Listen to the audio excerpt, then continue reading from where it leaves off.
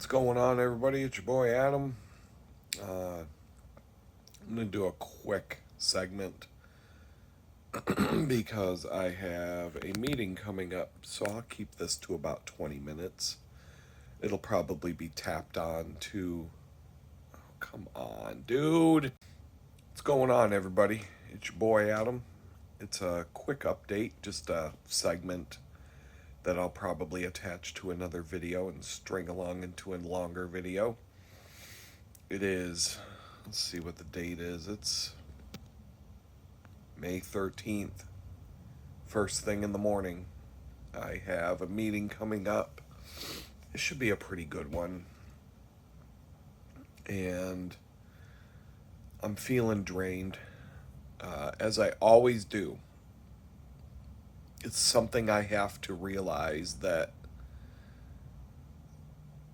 I shouldn't plan on doing much the day after I bicycle to the bakery and back, or do any kind of hard cycling, like riding 60 miles to go look at an apartment or a house or whatever. It is what it is. It's I used to get worn out playing other sports. Have a soccer game on or I'd play ultimate frisbee on Saturday, and we'd play 2 games on Saturdays during the summer league, and it would be hot on some of those days, 90 plus degrees, with no shade. We were at a soccer complex with 20 soccer fields, and because there were so many people playing in this league that we'd fill all 20 soccer fields and play 2 games during the course of the day. We'd get there at like 9 in the morning, I don't know, something like that. I wouldn't get home until 5, 6 in the afternoon, 6 in the evening. It was an all day commitment, once a week, to play that league.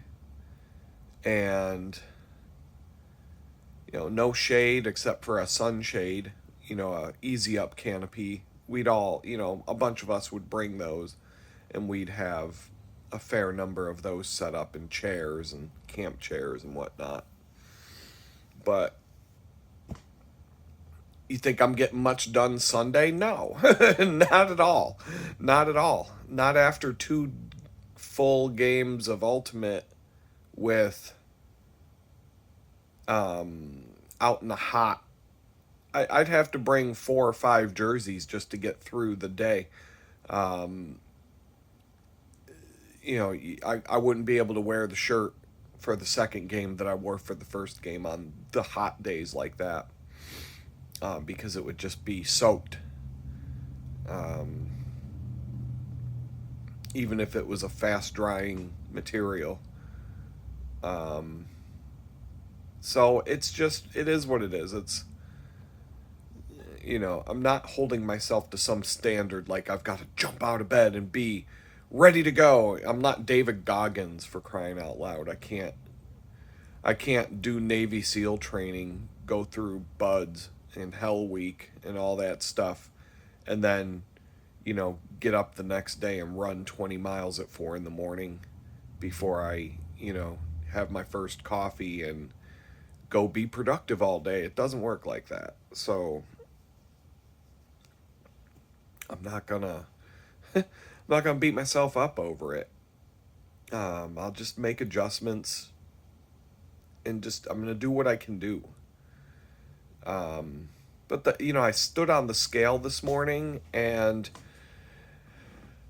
it's definitely been good for my weight loss goals, and to some extent, working at a bakery is not good for that, but cycling as much as I am is good for that.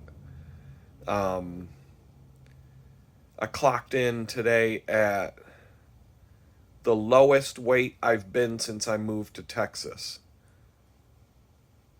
But it's not the first time I was at this weight. 214.9. On April 2nd, I was also 214.9.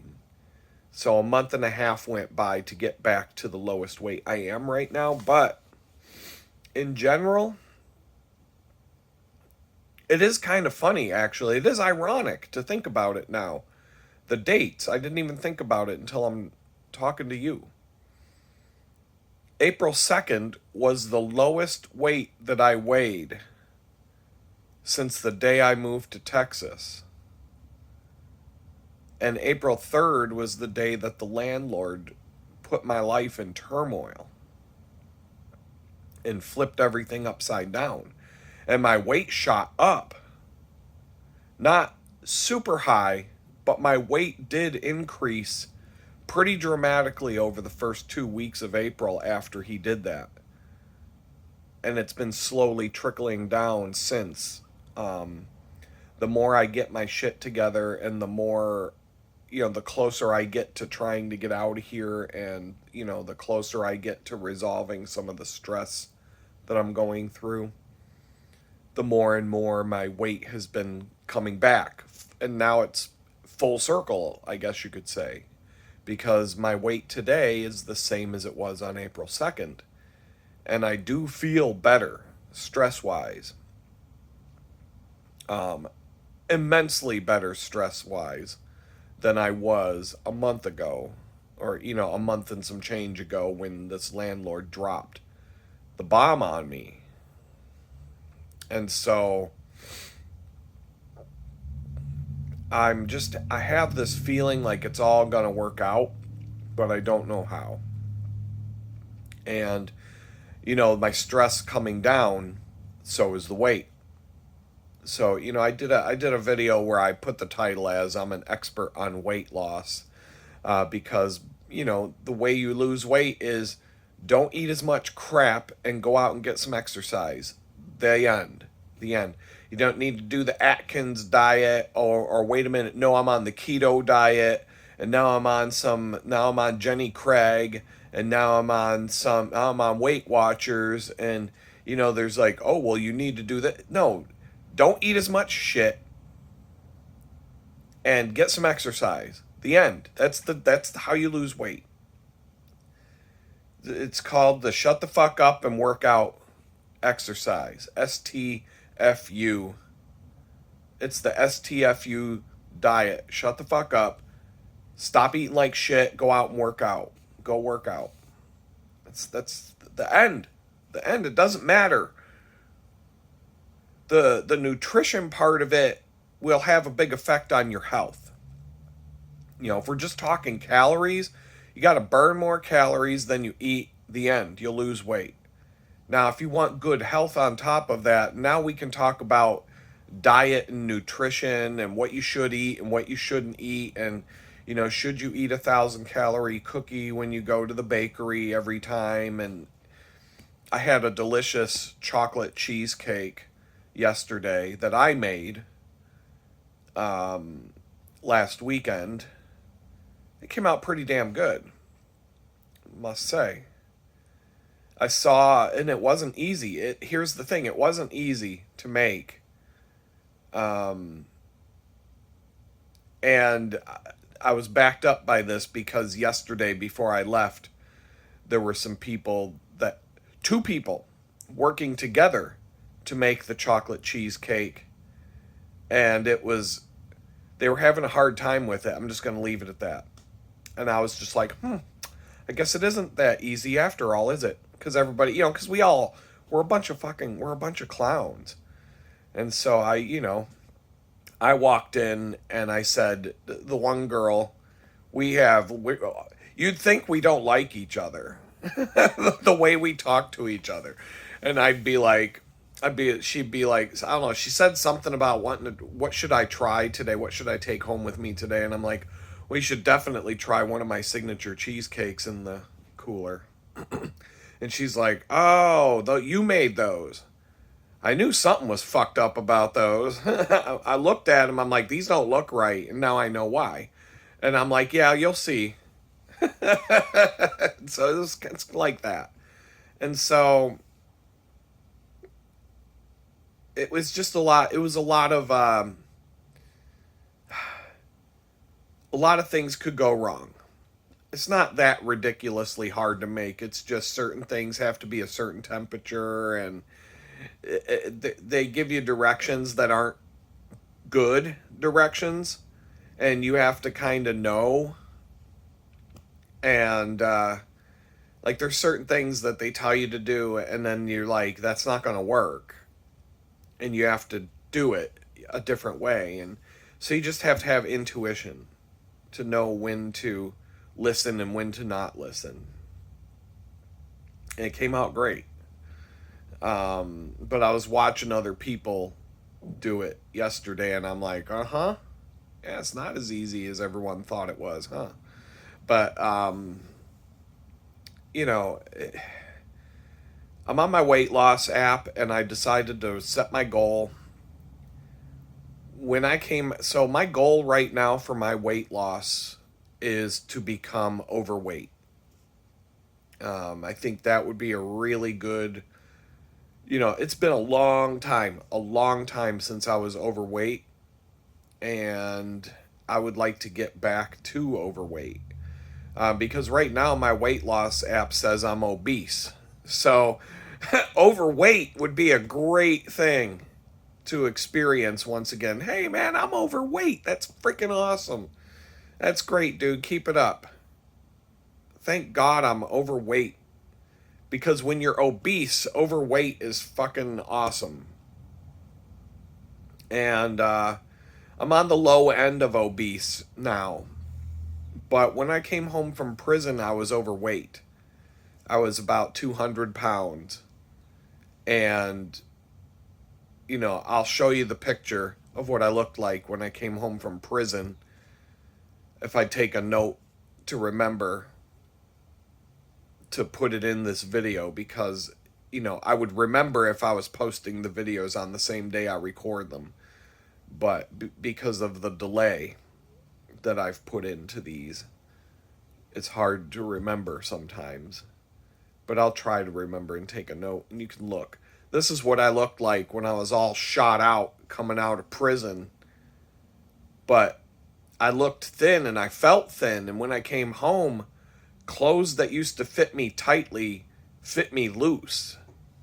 And I had no clothes that didn't fit good. I had this one pair of jorts, these black jean shorts. I think I got rid of them. That I cannot get around my waist no matter how hard I try. And even when I was 200 pounds, I couldn't get them around my waist. I don't know when I bought them, but at some point, I guess, I don't know, I don't know what comes after normal or under overweight. I don't know if the bracket is normal, but right now my goal is to be overweight, and then we'll go from there. But at 200 pounds, I didn't look bad. I had girls hitting on me all the time. Every time I go out in public, I was getting the side eye, and my confidence is like in the toilet. So it's like, girls could be throwing themselves at me, and I'm pushing them away because I don't want them to know my story. I don't want, like, I was living with my ex and having this toxic thing, and girls are hitting on me every time I go out in public, and I'm like, no, just go away. I don't want you to know what I'm going through right now. I don't want to, I don't want to deal with this. Go away. And then when I was homeless, it was happening. And I'm like, no, I don't, because I didn't look the part of being homeless. Some people knew, because when you're in Jamestown and there's so many homeless people, some people can clue in on it and figure it out. But I wasn't like wearing the homeless uniform. And so I was getting hit on a little bit here and there, and I was just like, no, I don't want to, no. Because I don't want to have to explain to some chick, oh yeah, by the way, I'm homeless. You want to go out on a date? Like, how's that going to work out? So I didn't want anything to do with this shit. But it was good to know, like, as soon as I got a little bit chubby again, as soon as I crossed that line into, as soon as I went from overweight to obese again, that stopped. And it's right around, I don't know exactly. All I know is when I'm under 212 pounds, that's when things start to turn around in terms of how people look at me. Above 212, people are like, what a fat piece of shit. Look at him, he's a fat piece of shit. Under 212, people are like, holy shit, man, you're starting to thin out. Hey, you look good.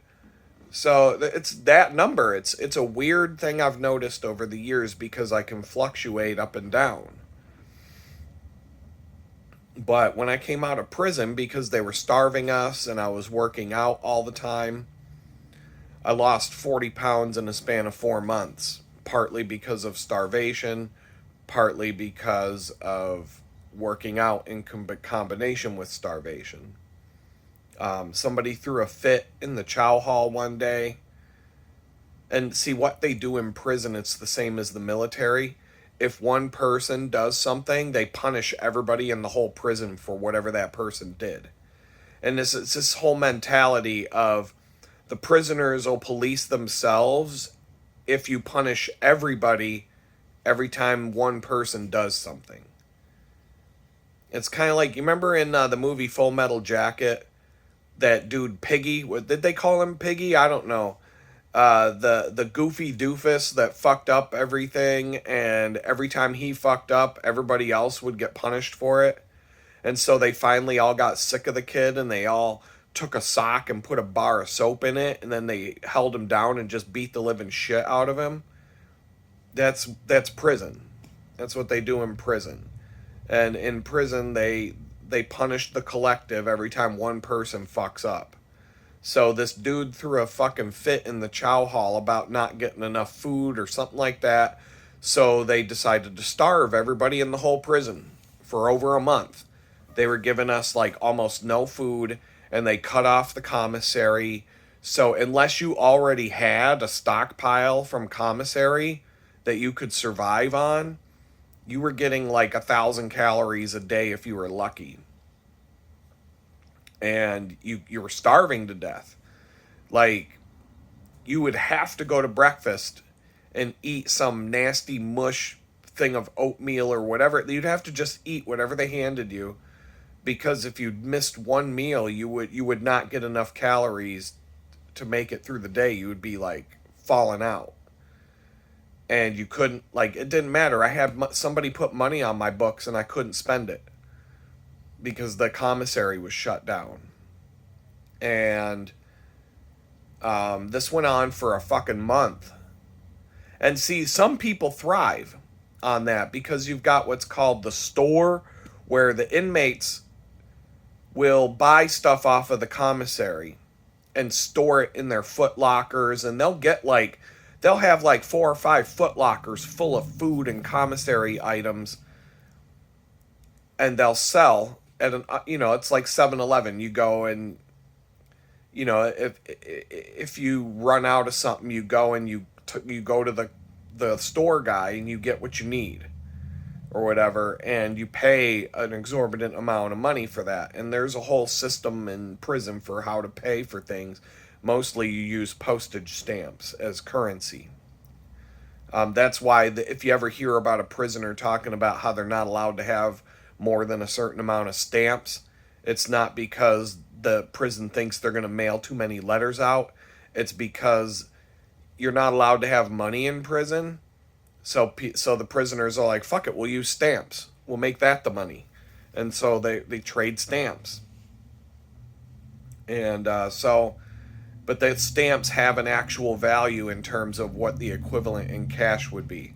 So anyway, during the drought, during when the prison was starving all the inmates as punishment for the one person who did it, the one person who did that was one of the store guys. So he had tons and tons of food. So he didn't care. He didn't actually get punished for any of that shit. Everybody else in the prison did. But the store guy, I saw people going up to the store guy that was in the bunk next to me, paying $10 to $15 for a can of Coke. paying $25 for a bag of potato chips. That kind of shit. But when you're talking about you people, you're like, oh my God, how do they have that much money in prison? You're talking about drug dealers, cartel members. You're talking about people who, before they came to prison, had millions and millions of dollars in the bank from running drugs, being in the cartel, being in the mob. A lot of financial swindlers that were able to keep all of their money. So they got somebody on the outside that can just they can keep adding money to their accounts from the outside. The people putting money on their account in prison they're never going to run out of money. So every time these people go to commissary, they can spend the maximum amount week after week after week. And if you can spend the maximum amount every week that you go to commissary, you can build a significant stockpile of stuff. And if you're a millionaire, a multi-millionaire before you went to prison for being a drug dealer, then it's very easy to get somebody to put money on your books. And therefore, when the commissary, when the prison decides to punish everybody by starving them to death and taking away the commissary, these people got plenty of stamps. They can go up to the store guy and say, yeah, I need a can of Coke. That'll be $20. Here you go. They don't give a fuck. They're going to spend whatever it takes to make their 10 years that they're doing in prison as comfortable as they can make it. And so, yeah, $20 for a can of Coke. They can call up somebody on the outside, hey, I need $20 put on my books, or $100 put on my books, or put this on my books. They got to be careful how much they put on their books, because the government will turn around and take the money out of their account to pay fines. And the more money you have on your books, the more, and these people are paying fines that might be $200,000, $1 million in fines. And so they don't want to lose all the money in their books. So it's like a game that gets played where they have people on the outside put enough money on their books so they can always get the maximum order at the commissary every week, because that's a big deal. And they also don't want to have so much money on their books that the government can just take it to pay off some gigantic fine that you could never pay off when you were in prison. Like, they were taking money out of my books to pay a $1,500 fine that I would never be able to pay off making 30 cents an hour in a prison kitchen. You know what I mean? Like, if I was in prison for 20 years, I wouldn't be able to pay off that fine making the money that you'd make working in the prison kitchen. But they would take all the money that you make working in the prison kitchen to pay the fine, and you wouldn't be able to go to the commissary. You'd be basically working for nothing. But anyway, my goal is to be overweight, and I'm almost there. And I'm just going to say peace out for now, because I got a meeting coming up, and I want to be able to wake up a little more. Later. So, I had a meeting this morning with my client, and while I was waiting for my client to get on the Zoom call, he was delayed. I don't know why, I decided to take the photograph of the serial number of my Cannondale, the Red Rocket, bring it into Photoshop and do a little bit of zoom and enhance. And I was able to pull out the details that I needed to see. You can see the number 2 and 3 and 5. You can see how the bottom of most of the numbers in the serial number are missing, but by adjusting the levels and contrast in Photoshop and choosing one of the channels between red, green, and blue, I was able to take the red channel there that you see and just adjust the levels and contrast to pull out the numbers that I'm trying to read. And I'm like, okay, 210523. I can tell that that's an 8 and a 9 based on some details that are probably hard to see in the video here. But there was just enough between the 8 and the 9 to figure out that that's an 8 and a 9 and then 002. And so I'm going to break down what this means. Let's see here. Do I have... Nope. And so, to make a long story short, I found the exact model year and model of the Red Rocket. It's a Cannondale ST600 the model year is 1990, but I'll break down the serial number in a minute. But this is exactly what that bike looked like when it was brand spanking new. The ultimate Cannondale touring bike from the 1990 model year, but it probably would have been available for sale in 1989. The manufacture date on this is 1989. But just like cars, the manufacture date and the model year don't necessarily match up. It has a list of every component that would have been on this bicycle when it was new, but literally every single part, the rims, the hubs, the spokes, the tires, pedals, crank arms, the chain, the freewheel, the bottom bracket, front derailleur, rear derailleur, shift levers, handlebars, stem, headset, brake set, saddle, seat post, fork, and all the nuts and bolts and bearings. Like literally every single part of this bike except for the frame and fork are different than what it would have come with when the bike was new. Every single piece of the entire bike is different. I just replaced the chain rings, the cassette, and the chain last weekend. But one interesting thing that I found out just by looking at the catalog, this is the 1990 catalog from Cannondale. I have a long cage rear derailleur. Right here, the cage of the rear derailleur is long on my bike. And I always thought that cage wasn't like that on this bike when it was originally purchased, but the bike did have a triple crank set when it was purchased, and that's why it would have a long cage like that, because to accommodate that wide range of gears on a chainring set, you can see that small chainring is really, really small. And so that gives you a really, really tiny gear. But when this bike was loaded up for touring, it was, you might be carrying some serious weight, and that small gear will come into play on some steep hills. But I replaced my drivetrain a long, long time ago, the day I bought the bike, with mountain bike components that included a long cage rear derailleur. And I never realized that I was replacing, that's actually pretty accurate to the vintage aspect of this bike. There's just so many things about this bike. 27-inch wheels, because this was back in the day. I had to switch to 700C wheels, which is not a huge difference, but it has made it difficult to line up my brake pads with the rim it's not very easy to get brakes to line up with the wheels that I currently have. And there are some other small things that are just due to the fact that bike is vintage, and you can't get good 27-inch wheels anymore, or tires, because the standard size for road bike is 700C.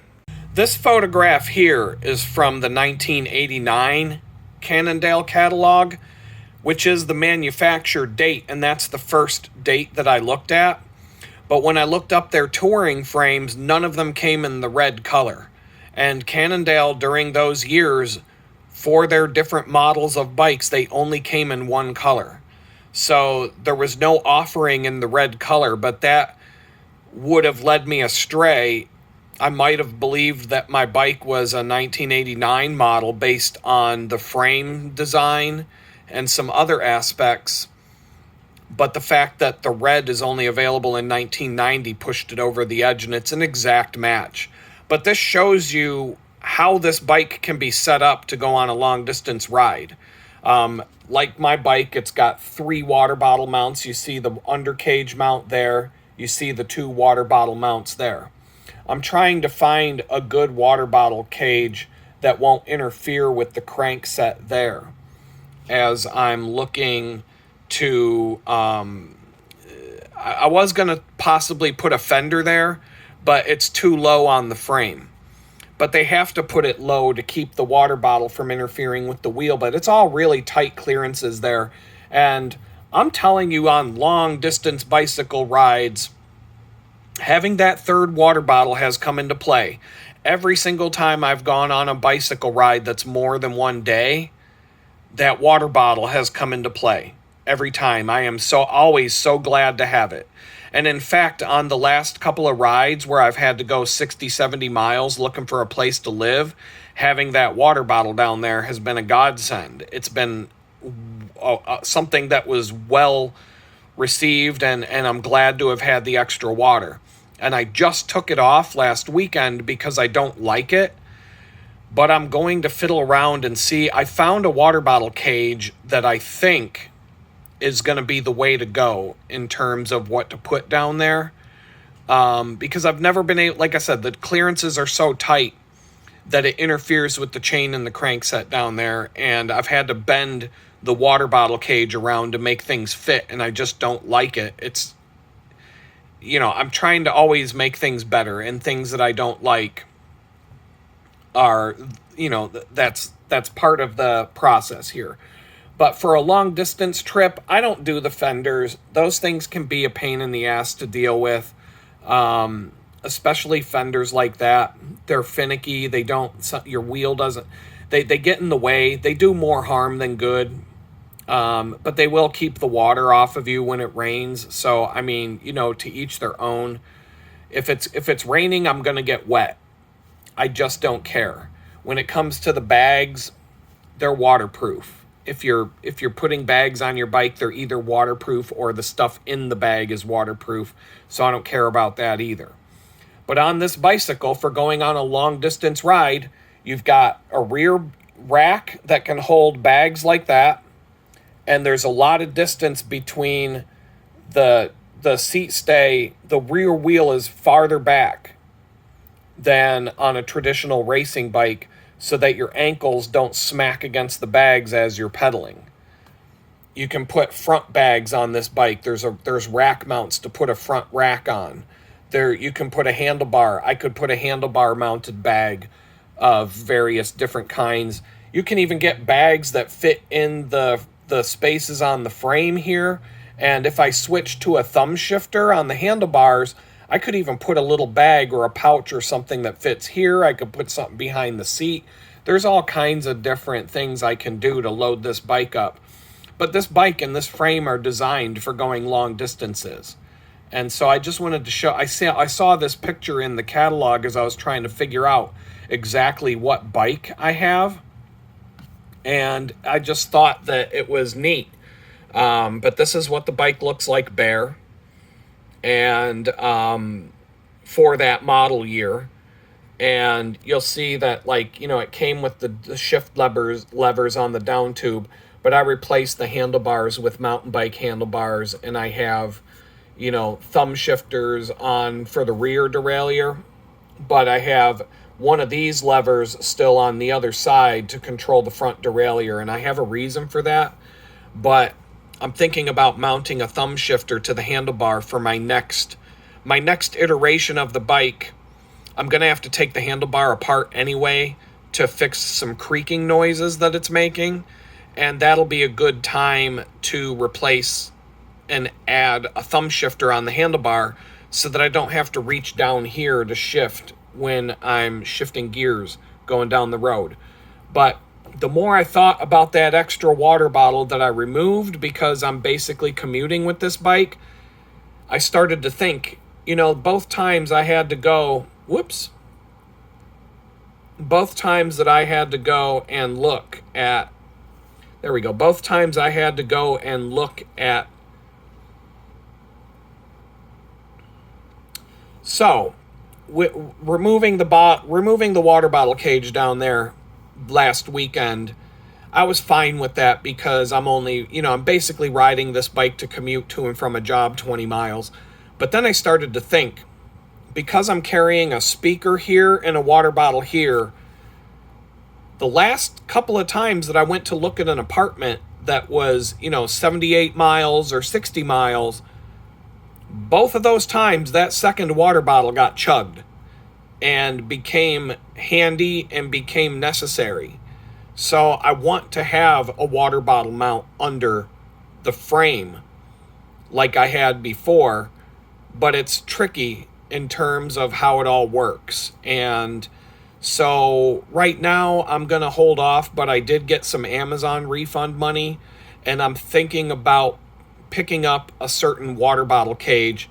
And I also checked, because the Amazon return policy, I was talking about having to send something back. Hold on. All right, so sitting at my desk, I'm doing work, but I'm screwing around a little bit, getting warmed up. It's not even noon yet on Tuesday, and I feel pretty good overall. My energy is up. Even though this whole housing situation is still a big mess, I'm working on it, and I'm feeling better about it as each day goes by, and I have more energy, and I'm feeling better and better as each day goes. I'm clean shaven. I can take hot showers now, so it's a better situation than it was. But I really need to get out of here by the end of the month, and today is the 13th. I've made up my mind that if this landlord, it's going to go two ways. The apartment that I want is going to be, it's either going to be not available on Thursday, and he's going to tell me that he chose a different tenant, because I'm basically in a competition between multiple people about who he's going to rent the place out to.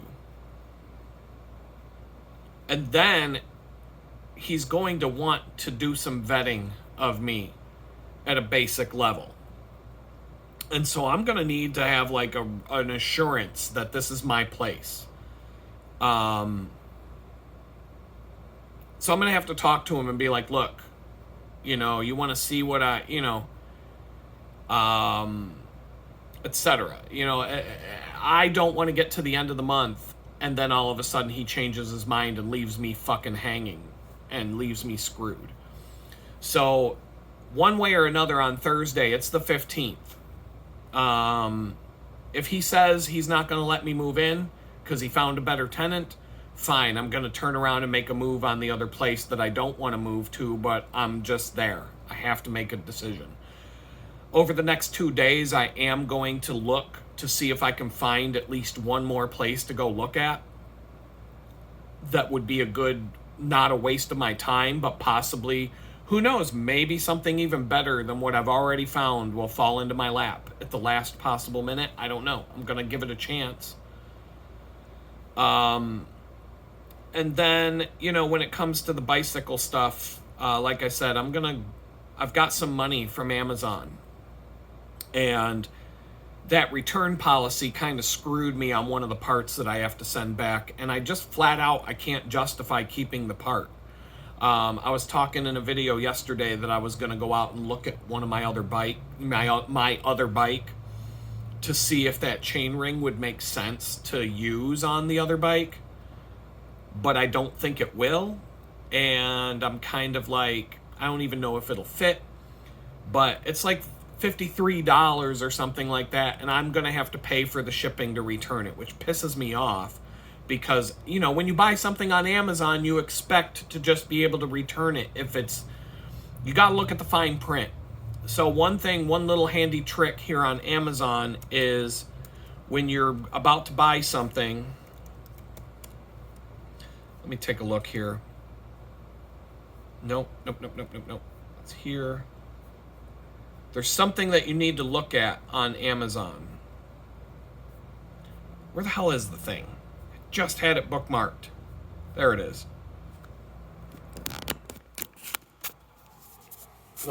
So one thing you want to look at on Amazon is right here where it says free returns. And you click on that. So, hold on, let me do this again.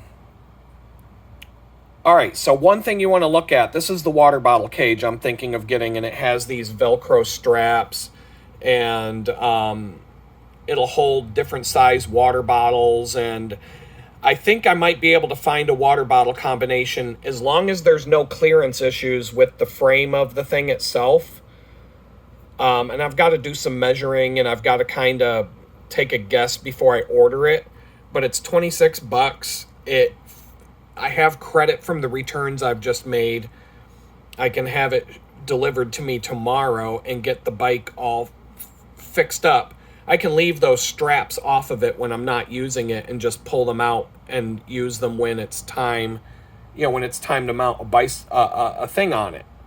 They just weave around. The nice thing about that too is I can use Velcro straps. I can use whatever straps I feel like using when it comes to holding a bottle there.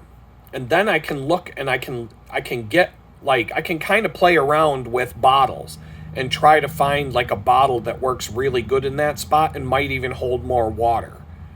But for the free returns, because I kind of got screwed on that, here's something you got to look at. You got to look at this free returns button right here. You want to make sure that you can return that item for free if something goes wrong. And that is one thing I wasn't paying attention to when I bought the other stuff.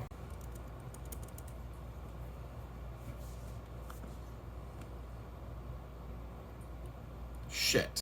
All right, so that's one thing you got to pay attention to on Amazon. I will pay attention to that from now on, especially when it's something that I actually think I might have to return. I wasn't thinking that clearly when I bought the parts, but overall, everything worked out great. The bicycle is awesome.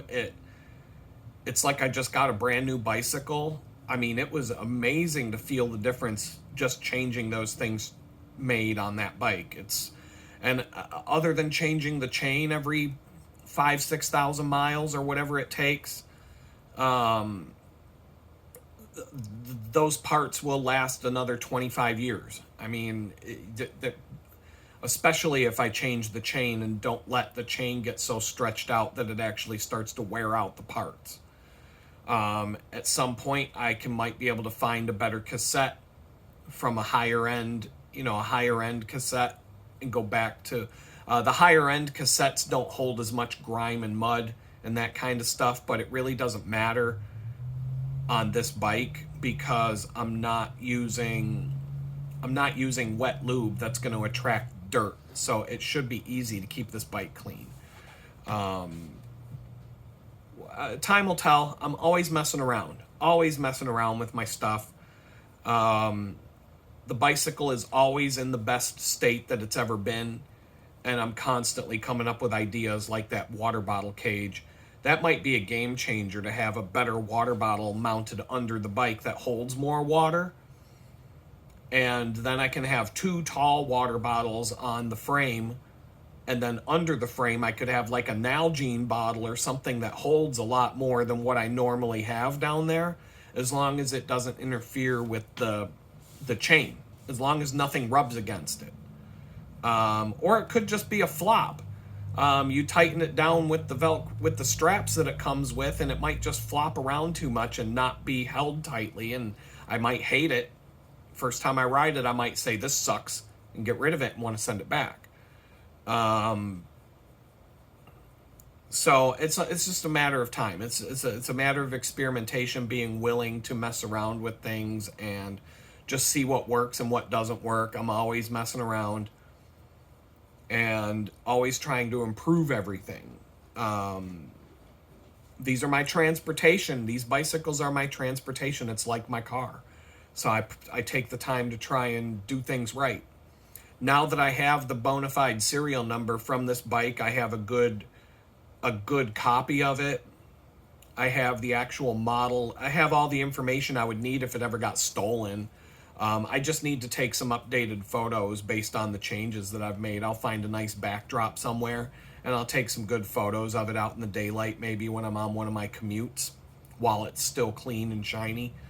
And just take some good photos of the different parts and different, just in case it gets stolen, here's how to identify it. Not that the cops give a fuck about a stolen bicycle, they don't. But if it were to show up at a pawn shop or something like that, it would people do get their bicycles back from time to time when they're stolen. So I'm trying to make sure I document, especially that Specialized bike. That's a nice bike. That would be a bike someone would want to rip off. The Cannondale, hit or miss, because the Cannondale looks like a serious modern bike, but it's not. It's from 1989. It's a 1990 model year. So based on the serial number I just showed you and some other information, so I was able to figure out that based on the graphics on the head tube, the logo, the Cannondale logo on the front of the bike, that was the head badge that they used between 1983 and 1989. So that told me that was the date range for that bike. The serial number format was only used on their bikes from 1986 to 1992. So that put the production range. That's why I've been saying so many times on these videos that it was made between 1986 and 1989. I just wasn't sure which one it was. But then based on the serial number, the first two numbers are 21. And that was throwing me off because the first two serial numbers are supposed to be based on the frame size or the axle width of the frame. And so once I realized, wait a minute, 21 is inches, which translates to 54 centimeters because that's what I ride, and it fits me perfect. And so it's a 54 centimeter frame. At some point, Cannondale switched from using inches to centimeters right at that time. Mountain bike frames are still sized in inches because mountain biking's an American sport, but road bicycles are typically sized in centimeters because road cycling is a European sport. But Cannondale was an American bicycle company. That bike frame was made in Bedford, Pennsylvania, and back in the 90s, 80s, and up to a certain point, all the Cannondale bicycles were manufactured in Bedford, Pennsylvania, by hand. And then at some point they just shipped it off to China. So now all the Cannondales are made in China along with everything else. But the one I have was made in the USA. And based on the rest of the serial number, I can say that it was made on May 23rd, 1989, and it was the second frame that they made that day. It's the second frame they manufactured that day. So the serial numbers will tell you a lot on a bike. And then I was able to, like you saw, I was able to find the 1989 and the 1990 Cannondale catalog, and I found the exact bike in the 1990 catalog. Boom, right there. And so because the color was they only offered one color for that frame. They offered three colors for the frame, but depending on what components you got, that would determine the level of bike, because each bike frame will have multiple versions of it where the frame is exactly the same, but the parts that are on the bike will be different and higher end and lower end, and it'll affect the cost. So mine was the middle model. It wasn't the low end, it wasn't the top end, it was the one in the middle, and that was the one that they offered in red. And so the other one would have been dark gray, and another one would have been, the lower end one would have been black. And so it all matches up. The logo, the typography, everything, the decals, everything matches exactly with what I see in this picture from the 1990 catalog. And that just tells me, boom, I got a full history of my bicycle that I've owned this bicycle since like 2004, I think. It would be really hard for me to find out, but I think I could figure it out I could pretty much figure out the exact date I bought this bicycle if I can find evidence of when I rode in the bicycle race the following weekend, because I built this bike the weekend before the race, and I bought the bike probably a week before I built it up from the frame. I stripped it down to the bare frame and rebuilt it from the frame up. And then I raced a 400-mile race with it I took it on like a 1 mile, 2 mile test ride to make sure all the gears shifted and all that kind of crap. And then I rode it 400 miles the following weekend without even adjusting the seat to the right position. Blew out my knees, I'll tell you that. I couldn't walk for about a week after that race without looking like I was 90 years old because my knees were shot out. Seat was too low for about 300 miles, and someone pointed it out to me, and I'm like, that's why my knees hurt so bad. And it just kind of went from there. But now I can ride that bike 800 miles and I don't get tired. I don't really have any fatigue from the bicycle itself because it's all dialed in and it fits me perfect now. But it took a long time of riding and making adjustments to get that to work. But yeah, it was just a really neat thing. I'm going to do the same thing with the Specialized, the Silver Bullet. I got to take a nice photograph of the serial number and then look it up. But that's a much newer bike, so it should be very easy to find all the information about that bike based on the serial number, because I believe that it was manufactured, or the model year is 2005. So there's a lot of difference between looking up the info on a 2005 bike and a vintage 1989, 1990 bicycle. And the further back in time you go, the harder it gets. Schwinn, old vintage Schwinns, if you have the serial number of an old vintage Schwinn, that is pretty easy to find because they're very popular. Vintage Schwinn bicycles can be worth a lot of money, and there's tons and tons and tons of information about all the vintage Schwinn bicycles that go in. Every vintage Schwinn I ever owned, I could easily find information about without even trying, based on the serial number of the bicycle. You could find anything you wanted to know about the bike, especially 1960s, 70s, even 80s Schwinns. It's when they switched all their production to China, like every other company has done, that you might not get as detailed information, but the vintage stuff you can find all day. In fact, if somebody's buying a vintage Schwinn from you and it's a pricey one, it's one that's worth a lot of money, they're going to want to know the serial number before they buy it. So like on the eBay listing, whatever, you need to list the serial number with it to prove what it is, just for authenticity and whatnot. So, but other bike companies that are kind of fly-by-night and this and that, it's hit or miss, but you can find a lot of information about your bicycle just by recording your serial number, and it's a good idea to have that.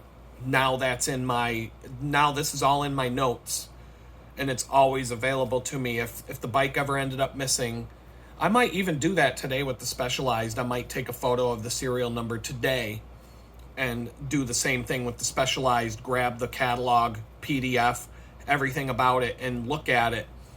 I would like to know on the Specialized what parts are original to the bike and what parts did the owner swap out over the time that he owned it. I'd like to know just I can't tell by looking at it, and I can't tell based on the information I've already found about it. So, anyway, I just thought you guys might find that a little bit interesting. And, if you have an old bicycle laying around that, you want to know more about, the serial number is the first place to go to find more about it, because that's going to tell you a lot more. Now, the Cannondale, the model number ST600 is not on the bike at all. In fact, all the Cannondales from those years, they just say Cannondale on them. They don't tell you what the bicycle is. They don't tell you what it is. I had a feeling it was an ST600 for a long time, but I didn't know any more information than that. And it's not something I really gave enough of a crap about to go to this level of detail to find out. It just happened. I had a few minutes to screw around this morning while I was waiting for my client to join a Zoom meeting, and I'm like, I'm gonna look into this because I'm just, I'm screwing around. I'm looking, literally, I was just screwing around, and it all unlocked. And my client and I, he's a friend of mine now. At the end of our Zoom meeting, we were talking about the bicycling, and I was showing him, I'm like, yeah, here's my zoom and enhance on the serial number. And we were both trying to decipher the numbers. And I said, look at this. And that's when I adjusted the levels and stuff. And he's like, oh, wow, that's really cool. And it brought out the serial number so it was readable, because in the original photo, you can't read it. It's hard to read. You could barely make out the first 3 numbers. But when I used Photoshop and some skills to do that, pulled right out of the image, and it was easy to read. And it backs up and it matches with the Cannondale serial number formats that they used that year. So I sorted it all out, and it just was cool. It was something neat, interesting. I've owned this bike for so long, and I've always wondered, what was this bike like when it was new? Always wondered that. And now I know. I can see the brake levers it had. I can see everything. And it's really interesting to see that, in my opinion. I can see everything. And so with that, I'm gonna say peace out for now, and we'll talk again later when I've got some time to shoot another round of video. Peace. What's going on, everybody? Another segment of a video talking about my bikes. It's been one of those days today that, being Tuesday, the day after the bike ride and everything, the physical exhaustion, it's hard for me to get focused. And so I've been digging into, just because I want to enjoy my day a little bit, I'm trying to find the information about my bicycles based on the serial number, just, as I was talking about just in the last video segment. They're all going to be in the same video file when I push it up to YouTube, but time goes by. And so I just found out some really interesting, strange coincidences. I would call these a little bit of synchronicity to an extent, but I wouldn't call it like signs from above about what I'm supposed to do with my life or anything. Just strange coincidences. That's all I'm gonna call it.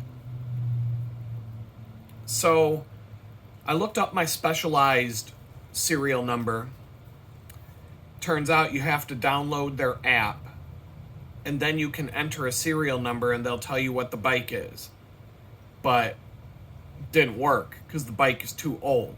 The Silver Bullet, it's old. It's old-ish. So based on what I can find, photographic evidence, and just looking very carefully at the wheels and the different parts on the bike, I knew that it was between 2003 and 2005. But according to most of the photos that I can find, it's a 2003 Specialized Sequoia Expert. And the Sequoia is another one of these bikes that'll have different component variations from one year to the next. Any bicycle frame that a manufacturer makes will have levels of components from cheap to expensive, or from expensive to really expensive, with medium expensive in the middle. They'll usually have about 3 bicycles for every frame, and the price depends on the components they put on the frame, but the frame will be exactly the same for all 3. So the Sequoia had an Expert, a Sport, and a Standard model. I don't know if Expert was top of the line or Sport was. It's hard, I don't know. I can't find a lot of information about this one. My best guess is that it's a 2003 Sequoia Expert, and based on the parts that the bike was supposed to come with, I think that the owner replaced the shift levers and brake levers, which I think are an upgrade, and to some extent I believe it had Shimano 105 brake levers and shift levers when it was bought, but the shift cables would have been external to the shift lever, and he replaced them with Shimano Sora shift levers, but they have internal cable routing that goes through the handlebar tape, so it's a much cleaner, nicer looking setup, and they work just fine. They're just not as nice as the higher end stuff that Shimano makes. They're kind of like the cheapest high end levers that you can get. There would be 3 more above it in terms of, you have Sora, and you'd probably have 105, Ultegra, or 600, and then Dura-Ace. Dura-Ace is the top of the line stuff that the professional racers would use if they have Shimano equipped bikes. So I'm not, because of what the bike came equipped with, I'm not sure if it's the top of the line Sequoia, but the Sequoia is basically a touring city bike. The difference between the Cannondale touring bike that I have and this Specialized touring bike is the Cannondale touring bike was designed straight up to be a touring bicycle, not a race bicycle. The geometry of the frame and everything about it is geared towards long distance bike rides and comfort, but also going at the speed of a road bike. It's not going to be, it doesn't feel as fast as a road racing bike when you get up and you really throw down power. And the it's like a Cadillac. It's more stretched out, and it's just more like a laid back geometry. So when you're racing it, it's a little bit flexy, and it's just not as quick and responsive as a straight up road racing bike would be. The Specialized, however, it's like a straight up road racing bike. The geometry is a road racing bike geometry, maybe slightly swept backwards, but no, it's got a racing fork. It's pretty much a race bike, but it's got a higher gear range. It's got a triple crank set in the front, but it's got carbon fiber forks that are pretty aggressive. The angles on the bike are a lot more aggressive. The seat post is a lot more vertical. The distance between the seat post and the back wheel is very, very thin, but it's not as thin as like an ultra fast, track bike. A track bike is going to have the most aggressive frame geometry out there. There will be almost no distance at all between the back wheel and the seat post on a track bike. So, but it's almost like Specialized had some road racing bikes, and they're like, zip, zip, zip, zip, and drill some holes in it. Add another water bottle mount. There's a water bottle mount on the bottom of the down tube. I'm not going to use it. At least so I say right now. It's got rack mounts on the back, none on the front. But you could set this bike up to go on a long distance ride, just like the Cannondale. But in my opinion, the Cannondale is more comfortable. If I was going on a 1,000-mile bike ride, I would take the Cannondale over the Specialized anytime. The Specialized has a small gear. So if gear ratios are a factor, like I know it's going to be like a steep mountain climb, that might induce me to take the Specialized instead of the Cannondale. But that's the only advantage, to be honest. The Cannondale is set up. The way I set up the Cannondale is I got to go on an 800-mile bicycle ride. It's good to go. Tires and everything I've done to that bike is gearing it towards going on a long distance bike ride. Since I had some Amazon credits, I bought a nice water bottle system because I returned all the stuff I didn't need and I had Amazon credit. The more I thought about not having, because I took the water bottle cage off of the bottom of the bike, and then I started to think about it. Every time I've gone on a long distance ride to look at an apartment or something that I need to do, that bottom water bottle has come into play, and I've been glad to have it.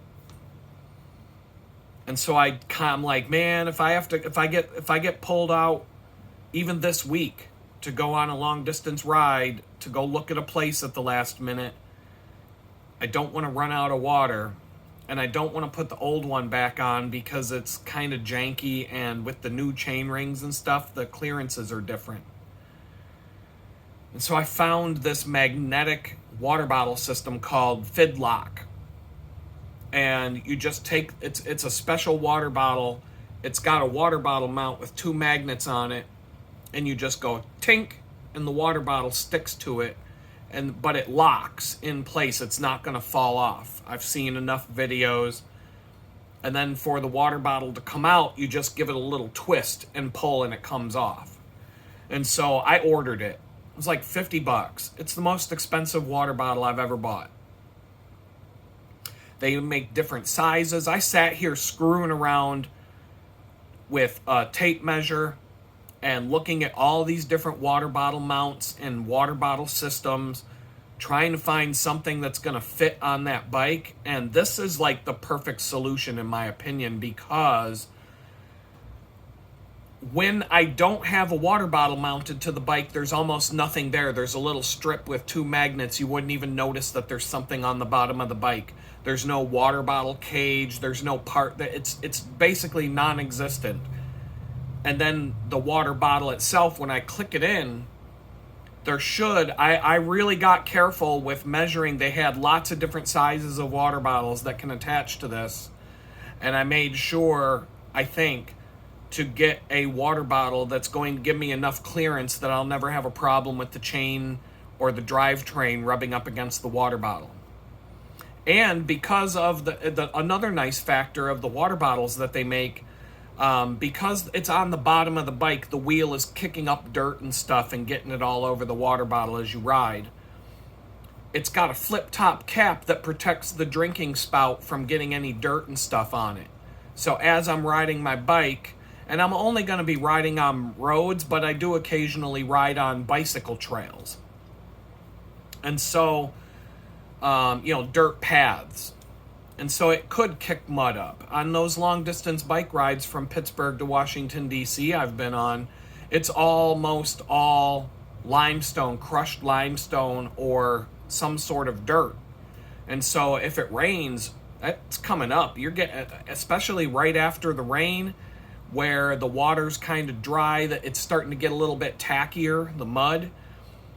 That stuff sticks to the bottle pretty bad. And so usually what I would do is just take the cap off the bottle and pour the contents into an empty water bottle. That way I'm not drinking from the spout that's covered in dirt and crud. But this one here has a flip top thing, so I can just drink right out of it if I want to. Or I can unscrew the cap and fill one of the other water bottles and stick it back to the bottom of the bike. But with the larger water bottles that I have in my collection, standard bicycle water bottles, I can get 2 22-ounce bottles plus this, which is about a 20-ounce. And so I can get, 22,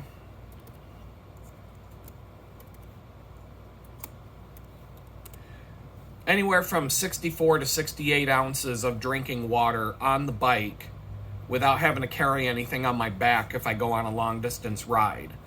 And that, that's a half gallon. That's not bad.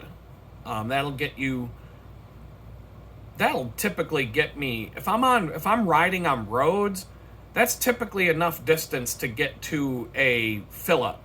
And I'm talking about either a convenience store or a grocery store, or a creek somewhere where I can dip my water filter into the water and pump my water bottles full from some sort of water source that needs to be filtered.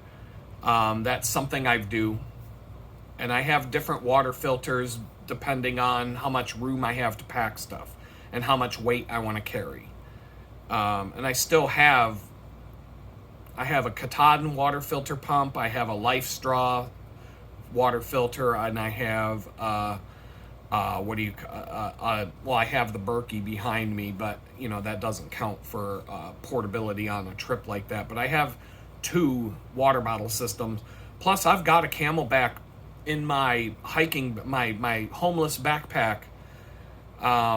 Has a Camelback, and it has two hoses. One hose has an inline Sawyer filter, so if I wanted to, I could.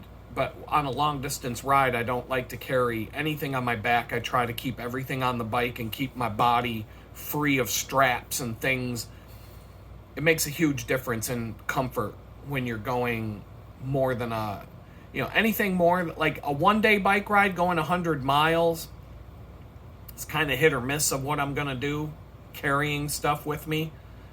A small Camelback size backpack with a water bladder, I could do that for 100 miles. But if I'm going to go overnight somewhere, if I'm spending the night on my bike and riding again the next day, that's where I draw the line, and I'm like, nothing is going to be touching my body except my clothing. No straps, no backpack, nothing that's going to get on my nerves after a period of time. That really comes into play on multi-day bicycle rides. So I thought this was important enough to fix. And since I'm trying to make my bicycles top notch, I decided to get the top notch system, but it was only because clearances are so tight. As I was fiddling and measuring and on Amazon, looking at all the different options and doing some research and homework, turns out this might be the best system for that purpose. And so I don't have to, and like I said, I only did it because every time I go on a long distance bike ride, I use that bottom water bottle. It comes into play. If I was going on a really long distance bike ride, there would be no speaker. No Bluetooth speaker would be strapped to a water bottle mount. It would be water bottle, water bottle, water bottle.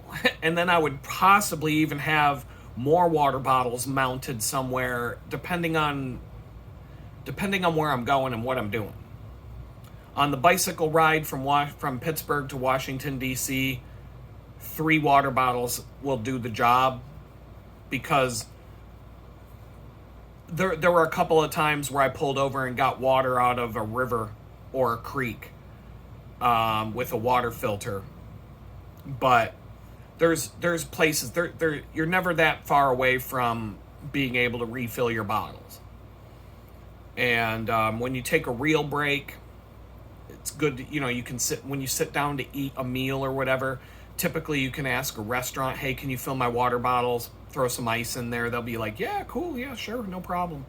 Or just fill them with water, because ice, when it melts, it contracts, and you end up with less water than you would if you just fill it with, and the ice doesn't last long on a hot summer day.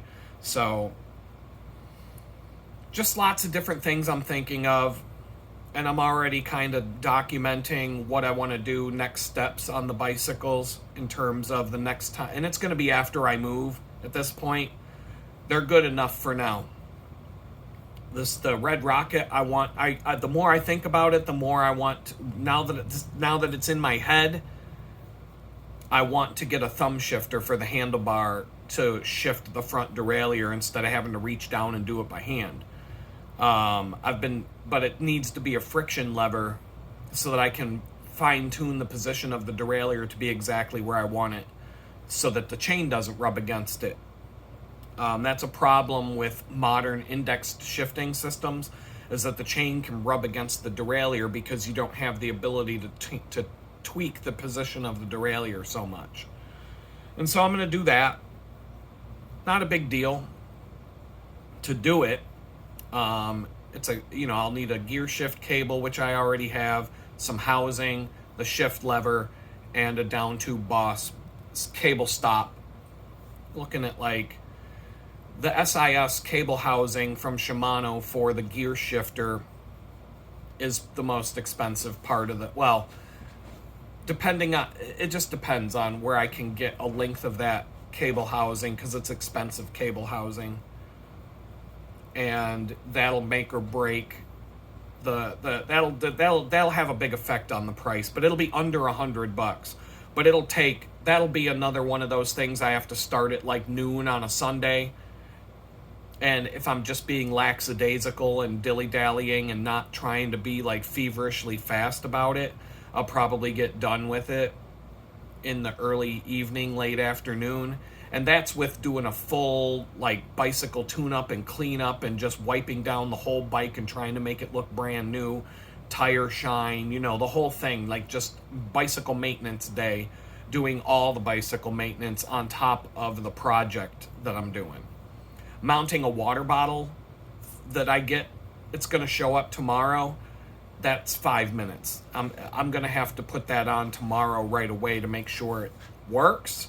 And then I can get the bottle on and off, because the twisting of the bottle, it might cause a problem with the clearances, that everything is so tight with the clearances. But I have a feeling that it's going to work awesome, and I'm not going to have problems with it. And it's just going to be, I'm going to be like, oh, it's going to be the best thing ever for the water bottle solution if it works. And this has been something I've been dealing with for years, and I've always hated the way the water bottle fits on the bottom of that bike. And I have to take regular water bottle cages and bend them and distort them and like put and really do things to keep the water bottle from falling out. And if you hit a hard enough bump, the water bottle will fall out. I believe it's happened to me once or twice, and I've had to stop and go pick up the bottle. It's not common, but this will solve that. This will solve all the problems I have. If it works the way I think it will, boom, I'm done. That's problem solved. And the bottles are easy, and they're special bottles with magnets built into them that click to this thing, and they're expensive, but I can buy more. So if it works really good, I could eventually replace all the water bottle mounts on but I don't really think I'm going to, because I like the water bottle cages that I normally use, and I don't really have a reason to swap those out or change them or do anything different than I've been doing for years, and I'm cool with them. But yeah, there's I don't know, I get excited about working on my bikes, especially when, I don't got much else going on in life. And so when I upgrade my bicycle, which is my transportation, and it's going to make life easier, great. I mean, this did cost me between $200 and $300 to upgrade both of these bikes and get all the things done. Replacing the seat post on the Silver Bullet, water bottle cage for the Silver Bullet, which I bought 2, but I'm only using 1, and I didn't bother sending the other one back yet, because I still think I'm going to be able to use it somewhere or somehow. So I'm just going to keep it. That's something, even if I get my other mountain bike down here someday, I mount it to that other mountain bike. So a water bottle cage, I don't care. I'm not sending it back. Replace the chain rings, the cassette.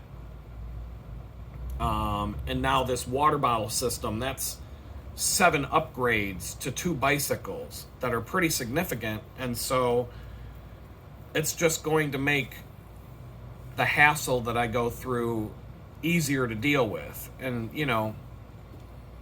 it's money I don't want to spend, but it all started because I saw how bad my chain was stretched out on my Cannondale. And I'm like, you know what? Better do this now, because it's just going to cause me more problems down the road if I don't fix this now. It was bad. It was really bad. I threw the chain away. It was like not even worth keeping the quick link. So I've got enough quick links, master links that I carry with me. Not even worried about that. I've got 3 spares of those, so I'm good to go.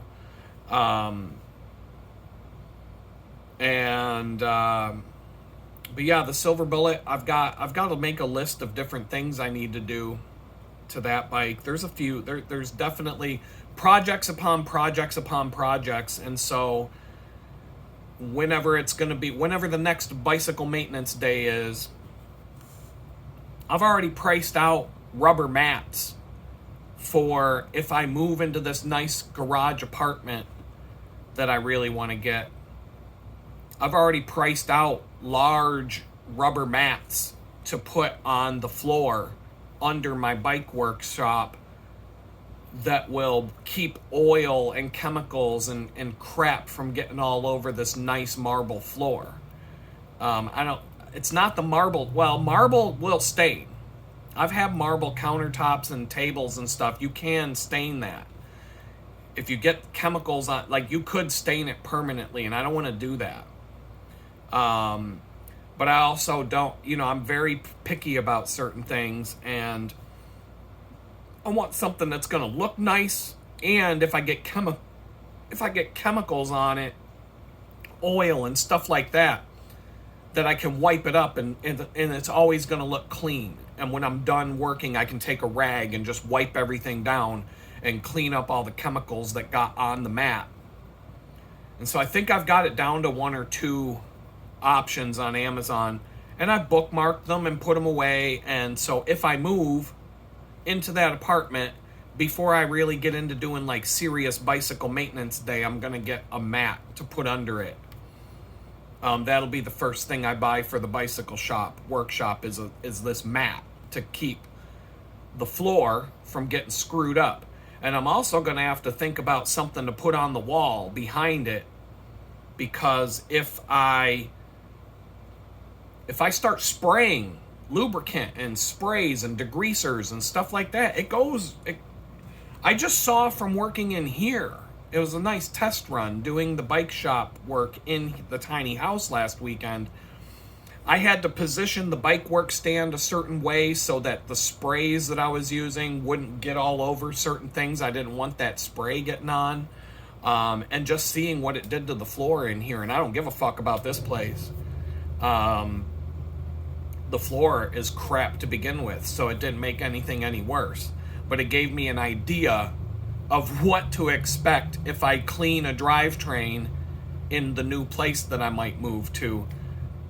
It's going to leave all kinds of crap on the floor, and with a marble floor, it could stain the marble tiles, and the grout in between the marble tiles, that could get really messed up, and I don't want that. So getting a big enough rubber mat to put under the workspace, and probably I'm going to have to figure out something to put on the wall, some sort of cover, so that any spray and anything like that can just be wiped off. When I'm done working, take a rag, wipe everything down, wipe the rag, and it doesn't get on the floor, it doesn't get on the walls, it might get messy while I'm working, but when I'm done, I can clean everything up and it looks presentable, it looks clean. If the landlord comes over and walks around, he's not going to be like, holy crap, what did you do to my beautiful floor? You know what I mean?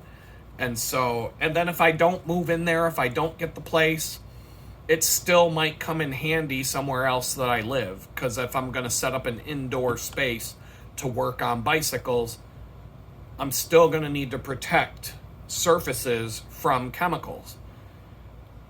Every time I've ever had a bicycle workshop in my house, it's been in the basement on a concrete floor. And who gives a fuck? I'll clean up the floor with the paper towels and rags and whatnot just to keep the chemicals, just to clean up the mess. But if it leaves a stain on the concrete floor, nobody cares. So it's just, if I'm going to have a nice floor and I'm still going to have to do this stuff, it's good to know what I have to do in order to protect this person's property that I'm going to be working in. But this other, the shotgun house that I was talking about, if the garage apartment doesn't work out, it's got plenty of room in the first room to set up a little bike workshop area, but I don't want to get crap all over the floors and once again all over the walls, and working on the stuff outside, there's no area outside where I would want to work on the stuff outside at this place. So it's just things I'm thinking about. And so today has kind of been messing around with this stuff, trying to get the bicycle stuff figured out. Tomorrow, when I get the water bottle system, I'm going right to the Red Rocket and I'm going to install it right away just to make sure that it works. And if it works, the next time I ride my bike to work, to the bakery on Saturday, I will put that system on. I'll put the water bottle on and I'll fill it and I'll ride it and make sure and just kind of give it a once and make sure that like I don't have any issues with the chain rubbing against the bottle and those kinds of things. And if it all works, then great.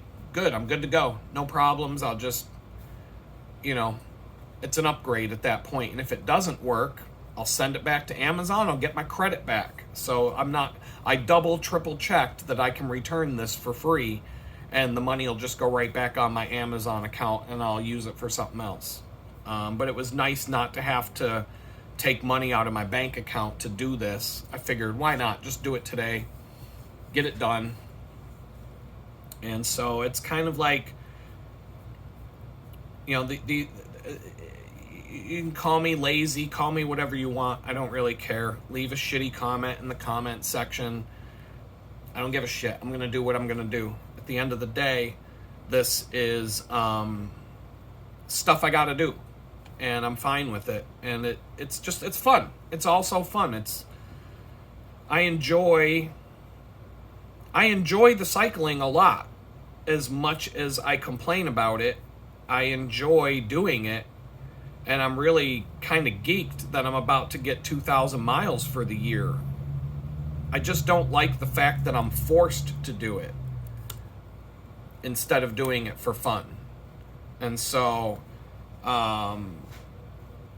it is what it is at this point. I'm just gonna, I'm gonna keep going. I'm gonna keep doing my thing. And I'm gonna get back to it here. And probably am gonna do some work in a little while.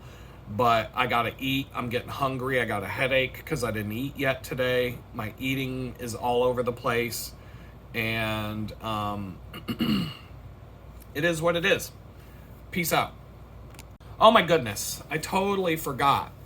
Totally forgot. I go on these tangents, and if I don't write down what I want to talk about, I'll start talking about something, and then I'll go in like another direction, and then I'll forget about what I wanted to talk about.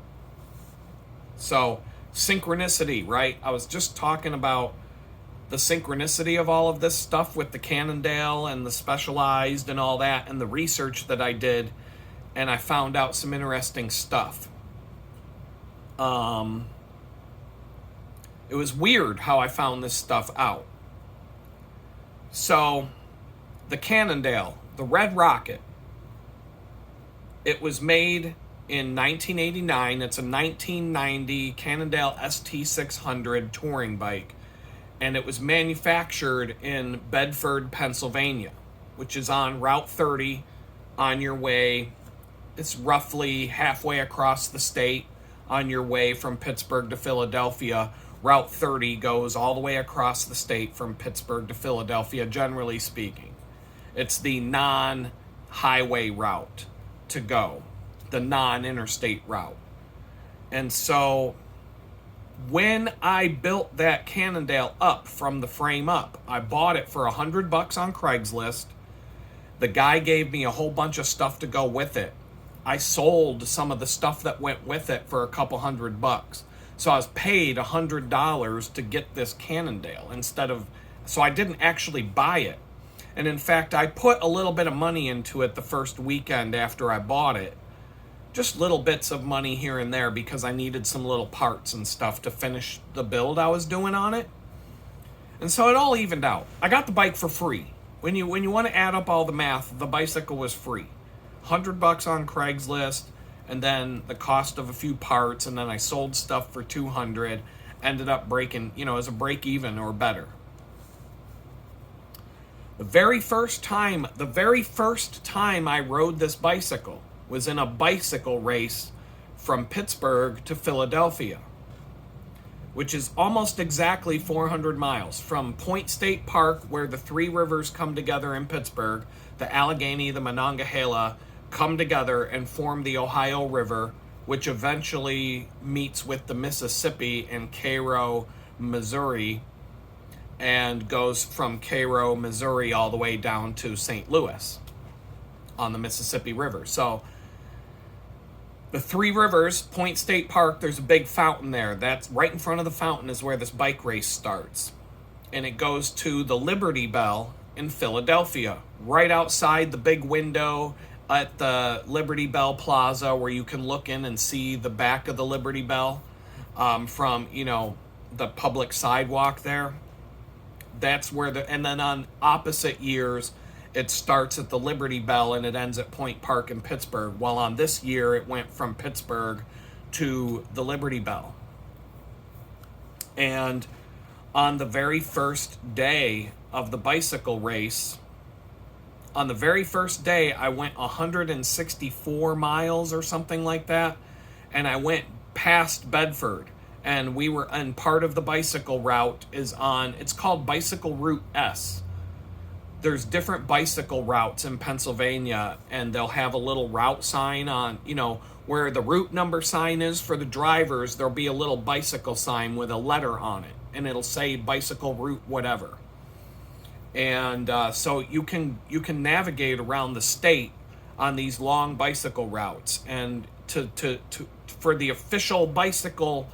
The bicycle race officially uses Pennsylvania Bike Route S to go across the state from Pittsburgh to Philly. And so part of Bicycle Route S is along Route 30. 30 kind of becomes a really nasty road for cyclists at certain points, but at other points it's more like a 2-lane highway out in the middle of nowhere. And so going through Bedford, Pennsylvania, we went right past the Cannondale factory. It's no longer there when Cannondale decided to start manufacturing bicycles in China. They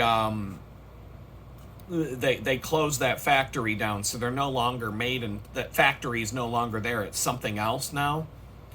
But a bunch of us were riding Cannondales, and we were in a group together, and we all went past the Cannondale factory, and we're like, hey, as we rode by. Now, I don't know if anybody saw us, but there's a group of us riding across the state. The very first time, the very first day I ever rode this bicycle, other than taking it on a 2-mile tour around my neighborhood just to make sure that the gear shifts and stuff and the brakes, everything worked. But I didn't actually ride it anywhere. I just went around a loop. There was a park behind my house.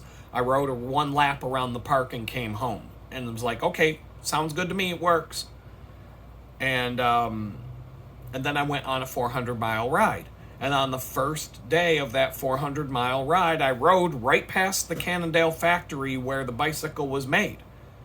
I didn't even know that was on the route. I was like, oh, that's really cool. Like, I just thought that was really neat that day, that the first time I ride the bike, I took it home so it could see where it came from. It could see the house that it grew up in.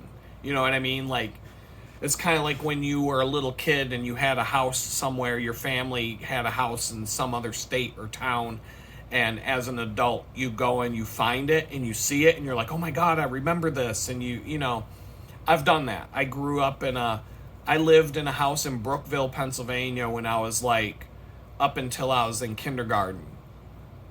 And there was a time I had to go to Brookville for something else. And I went and I found this house and I drove by it and I'm like, holy shit. That brought back some whacked out memories. But it was kind of like, that's what I was doing for my Red Rocket. I was like, hey, this is where you were born. This is where you grew up. Like as if the bike has a personality. And so the Cannondale that I ride has this logo, has the original Cannondale logo on the front, which is a building. It looks like a house with some stripe, with like a triangle with some stripes going across, and the word Cannondale in a weird angle. And so I was looking for the icon for that logo to put with my notes, because I'm trying to be organized with my notes, and I was like, part of the identification of the bike came from that logo. That logo told me that the bike was made between 1983 and 1989, because that's when they used that logo on the bikes. And so while I was looking for the logo, this page came up with a story of the Cannondale logo. And I'm like, holy shit, that's interesting. So the building in the logo is a train station. And the triangle with the stripes next to the building is a set of train tracks. And this is a train station that was right next to where the original Cannondale Design Studio was located in Connecticut. And so I'm digging into this a little more, and I wanted to see where it is on the map. I'm like, how about I ride my bike out there someday? And just like, like just a random thing. I wanted to see where it was on the map. Have I been there before? Have I seen this before? And turns out I've been there before. And I remember it. And I remember seeing it. And I remember driving by it. And I thought that it was weird on the day it happened because I was sitting on the train on my way home from prison. I had just gotten out of prison in Danbury, Connecticut, and this Cannondale train station that's on their freaking logo was one of the stops on the route to where I got stranded in Bridgeport. I had to take a train from Danbury, Connecticut to Norwalk, and then get on another train in Norwalk to go to Bridgeport, and that's where Norwalk is where everything got screwed up. But the train actually stopped at the Cannondale train stop, and I remembered seeing that, and that the building was red. And I'm like, boy, that's a red Cannondale. Like, it seemed like a sign of something to come when I was sitting on the train on my way home. I definitely remember this. Red building with the word Cannondale on a sign, and I'm like, that's weird, a red Cannondale. I'm coming home to my red Cannondale. And it was just odd. It was just different. And so I'm not saying that I'm not really implying that this has any special meaning or anything. It was just a weird synchronicity that the very first time I rode this red Cannondale that I own, I went right past the factory where it was made without even realizing I was going to do so. And it was 164 miles that day, and the Cannondale factory was about maybe 20 or 30 miles from the end of that ride. I'd have to look on a map and see exactly where it was. But I could definitely find out exactly how far. But we went past the Cannondale factory, and then just up the road a little ways was a state park with some campsites, and we all decided to camp there for the night.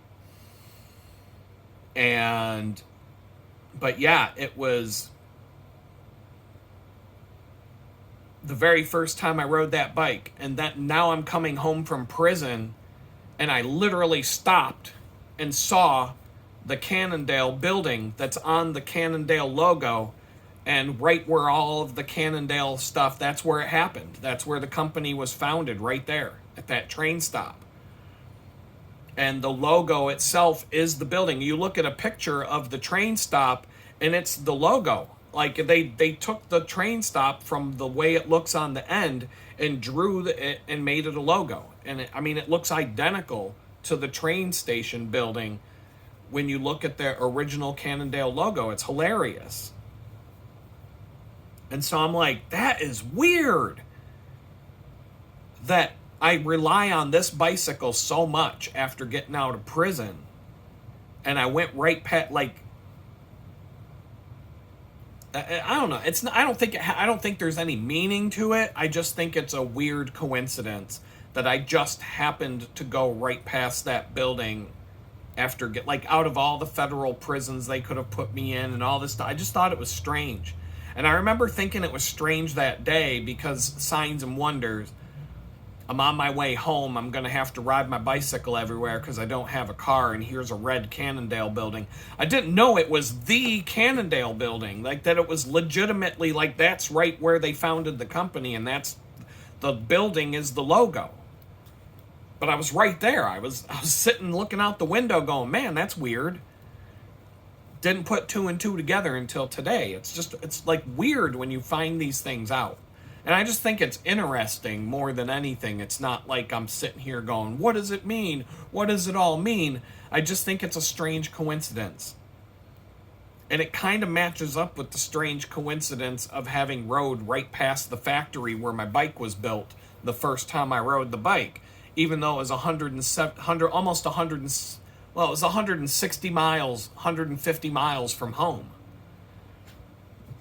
And but that was the first time I rode the bike, and so I just thought it was weird. I don't know. I don't know. I can never get rid of this Cannondale. It's like my favorite bike I've ever owned. It's like, you know how Pee Wee Herman liked his bicycle so much that he went on a big adventure after it got stolen to get it back, and he went through all kinds of hell to get his bicycle back.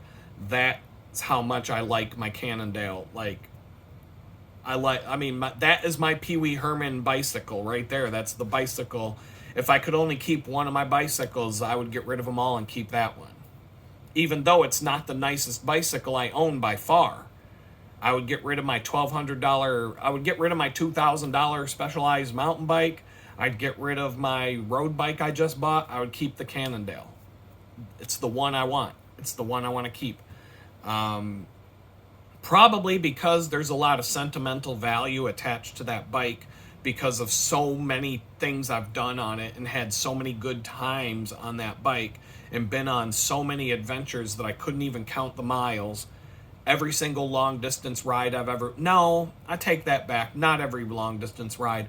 But every single long distance ride I've been on since I bought the bike has been on that bike. Prior to that bike, I would just ride whatever bike I felt like. Sometimes, the first time I went from Pittsburgh to Washington, D.C., I rode a mountain bike. I had this decent mountain bike. It wasn't great. It wasn't a high-end mountain bike. I had nicer mountain bikes. I had tons of bikes to pick from. I just rode that one because it was relatively new, and it was comfortable. And it was a little bit too big for me, but it would be stretched out in kind of like a Cadillac style ride. And there were a couple other reasons for it, but it was a nice ride. Everything was new. The brakes were new. Everything was ready to go. And but yeah, it was a great. Yeah, I just think it's weird. I just think that's a weird. I just think it's a weird coincidence that came up while I was looking into all this different stuff and kind of organizing my thoughts around what to do with the bikes next. And just, one thing led to another and a little bit of research. And I'm like, man, that's really interesting. What? I rode right past that on the day I got out of prison. Wow, that's weird. It's kind of strange. I don't know. Like an omen. Like, that red Cannondale is going to be your lifeline when you get out of here. And it really has. Especially since, because I didn't ride it until I got to Texas. But it's the thing keeping me afloat right now. It's the one thing that's made things possible since I've been here. Without that bike, I don't know what I'd do. I really don't. If I came down here and didn't have a bicycle, I would have bought one. But without a bicycle here, I'd be screwed. I'd be screwed because I haven't been able to get myself a car. And this is the only thing that allows me to do things. And so, I don't know. It's kind of cool. That's all I'm going to say. And anyway, I'll add some more to this video as I go. But I'm taking a break and I got to go eat. And I'm getting a headache. And it's time to peace out later.